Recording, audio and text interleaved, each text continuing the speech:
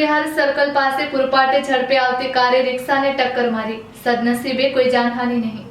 ભાવનગર શહેરના વ્યસ્ત ગણાતા શિશુ વિહાર સર્કલ પાસે આજે એક કાર અને રિક્ષા વચ્ચે અકસ્માત સર્જાયો હતો. પૂરપાટે ઝડપે આવી રહેલી કારે રિક્ષાને ટક્કર મારતા આ ઘટના ઘટી હતી. જોકે સદનસીબે આ અકસ્માતમાં કોઈ જાનહાનિ થઈ નથી. ઘટનાની વિગત મળતી માહિતી મુજબ શિશુ વિહાર સર્કલ પાસેથી એક રિક્ષા પસાર થઈ રહી હતી.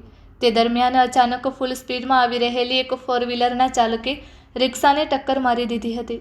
અકસ્માત એટલો જોરદાર હતો કે રિક્ષાને મોટું નુકસાન થયું છે. કોઈ જાનહાનિ નહીં.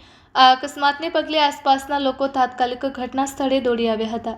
સદનસીબે રિક્ષા ચાલક કે અન્ય કોઈ મુસાફરને ગંભીર ઇજાઓ થઈ નથી અને મોટી જાનહાનિ ટળી છે.